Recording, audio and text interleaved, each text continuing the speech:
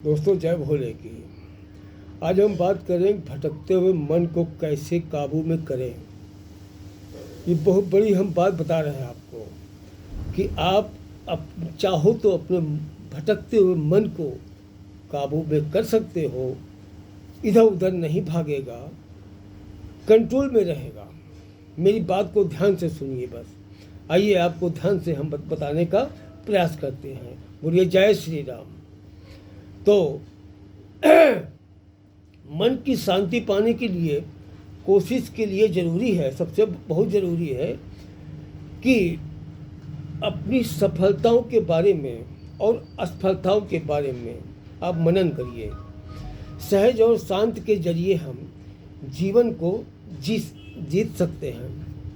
मन की शांति के लिए कि कुछ छोटे कदम जो है वो साबित होते हैं। मैं आपको वो बताने जा रहा हूँ कि आप कुछ समय अकेले में रहिए। जब आपका मन अशांत हो उस समय आप किसी के साथ में मत रहिए, एकदम एकांत आप उसमें आ जाइए और कुछ देर अकेले बैठिए। आप अकेले बैठने के बाद अपनी ज़िंदगी और विश्वासों, अपनी इच्छाओं और अपनी भावनाओं पर अपने आप विचार करिए। उसके बाद क्या करिए आप कि आप अपनी दिशा को तलाशने का प्रयास करिए, ठीक है ना। और अपने गुणों और अपने दोषों पर विचार करिए। मन जो भटक रहा है, क्यों भटक रहा है, अपने गुणों आप विचार करिए, अपने गुणों पर, ठीक है। उसके बाद उनको सुधारने का ध्यान करिए कि गुण जो है तो अच्छी बात है, मगर जो उसमें अवगुण हैं हमारे, जो हमारे गुणों को खराब कर रहे हैं, तो उनको सुधारने का प्रयास करिए। मन की अशांति को रोकने का यही एक तरीका है। अच्छा, सबसे बड़ी चीज़ और बता मैं आपको कि नई चीज़ों के साथ आप जुड़िए। बात समझे आप? नई चीज़ें, नई गतिविधियाँ, नई संस्कृति, उनको ढालने का प्रयास करिए, ठीक। इस तरीके आप जो है कुछ नया जान पाएंगे। क्योंकि होता क्या है कि हम कहते हैं मन परेशान है, मगर हम उसी में, मान लीजिए आप कोई काम करते हैं, कोई बिजनेस करते हैं, तो आप सुबह गए और शाम को आए उसी में बस। तो यही दिनचर्या आपकी जब रहेगी तो उसमें डिस्टर्बेंस ज़्यादा रहेगा, क्योंकि शरीर को और कुछ भी चाहिए। तो इससे आपको मन को बड़ी शांति मिलेगी। इसके अलावा आपको बताऊँ, जब ध्यान में मदद लें। ध्यान में मदद की क्या है? ध्यान के जरिए आप भटकते हुए मन को एकाग्र करने में सामर्थ्य जुटा सकते हैं। आप ध्यान करिए। जब आपको ज़्यादा किसी प्रकार की पीड़ा महसूस हो, एकदम कोई चीज़ समझ में ना आ रही हो, क्या होगा, कैसे होगा, कुछ समझ में नहीं आ रहा है, आप एकांत में चले आइए, छत पे चले जाइए, कहीं भी बैठ जाइए, एकांत में बैठ जाइए, आँख बंद करके बस ऐसे करके ओम नमः शिवाय, ओम नमः शिवाय, प्रभु आप संभालो, वो संभाल लेंगे सब। अच्छा, तो ये उससे आपका जो है मन केंद्रित होगा। जब ये स्वर आपके निकलेंगे ना, तो उससे भी मन आपका केंद्रित होगा धीरे धीरे।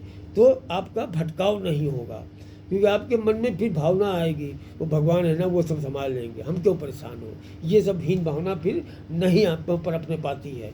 इसके अलावा आपको बताऊँ, प्रेम भाव को देखें, जीवन को देखें, है ना। और कुछ जैसे अपने आसपास की चीज़ें, प्रकृति, संसार को प्रेम भाव से देखें।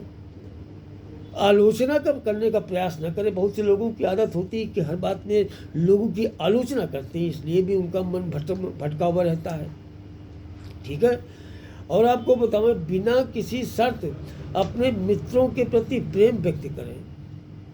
अपने मित्रों के प्रति भी प्रेम जो है बिना किसी शर्त के व्यक्त करें। ऐसा नहीं कि हर से आप जो शर्त पे ही आपका प्रेम व्यक्त हो, ऐसा मत करिए। तो इससे भी आपका वो भटकेगा, ठीक, साधारण तरीके से। और ऐसा करते आप पाएंगे कि अब कोई द्वंद्व नहीं है। जब इस तरीके का हम भावना नहीं रखेंगे तो मन में इतनी द्वंद्व हमारी ये निकल जाएंगी, जो हमने बताया ये निकल जाएंगी, ठीक। अब उसमें जीवन भी हमारा शांत व्यवस्था धीरे धीरे होने लगेगा। दूसरों के प्रति हमेशा आभारी रहें, ये भी बात जान लीजिए। अपनी जिंदगी परिजनों, मित्रों और अन्य साथियों के प्रति आभारी रहें।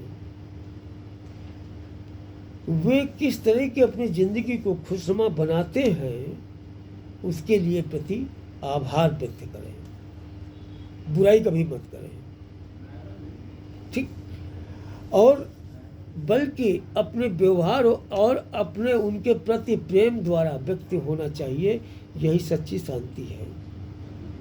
जैसे कि किसी ने आपको बुलाया या किसी के यहाँ है, कोई चीज़ उसने दिखाया, आपको बताया, तो उसके प्रति बड़ी प्रेम से उसका सम्मान करते हैं, तो उसका भी आदर बढ़ता है, आपका भी सम्मान बढ़ता है।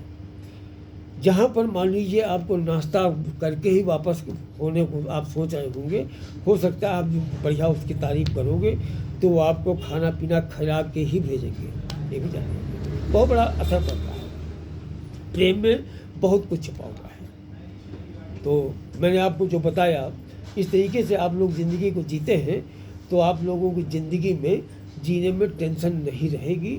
और दूसरों की टेंशन कभी मत लीजिए। दूसरों को कहीं पर अगर आप देखते हैं कोई बुराई कर रहा है तो वहाँ पर मत खड़े होइए। जब वहाँ पर आप खड़े होते हैं तो उससे क्या होता है, जब आप अकेले में बैठते हो तो उसके बाद में वो चीज़ें आपके दिमाग में फिर क्लिक करती हैं। एक बार वहाँ जब खड़े थे तो उससे क्या होता है कि आपको फिर आप अपना दिमाग लगाते हो, इससे आपका दिमाग उलझता है।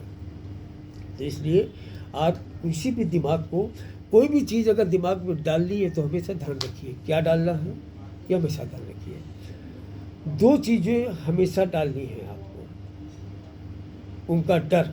किसका डर? नंबर 1 तो माता पिता का डर और दूसरा भगवान का डर, इसका डालिए। बाकी कोई चीज़ इसमें मेमोरी में मत डालिए। सदैव प्रसन्न रहेंगे, स्वस्थ रहेंगे। जय श्री राम, जय श्री राम।